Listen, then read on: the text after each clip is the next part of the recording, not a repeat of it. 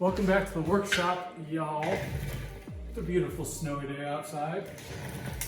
Trying to start the fire for my fireplace, and previously I had these 3 pieces of metal, garbage metal, and I'd like to make them 1 piece of metal for ash purposes. So these 3 all get stuck together, and then I can take them outside. I'll show you that door. That's the ash door where I throw all the garbages and stuff. So this video is going to be about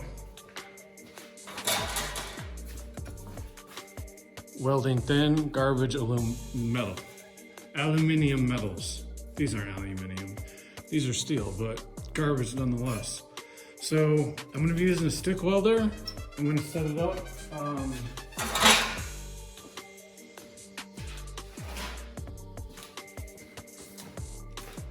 This is what we're going to be using, Spot Arc by Weld Coat. It is a 1/16 electrode. We're going to be running at about 20 to 30 amps. And I'm going to see if I can't stick those little pieces of metal together without burning them all to, you know, whatever. Okay, here we go.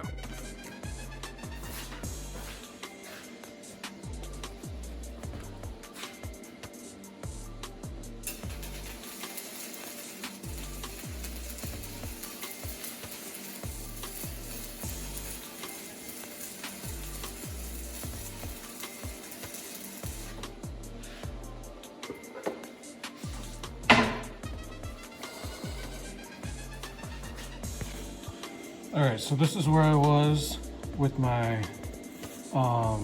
first pass. It was a little bit cold, it wasn't connecting, so I turned it up. I'm at 29 amps.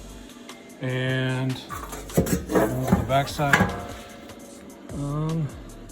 got a little bit of penetration, not a whole lot. I'll come back and do the back side as well. All right, there's the luxurious, exotic fire pan. Welded and installed. We'll check it out in a week and see if it holds.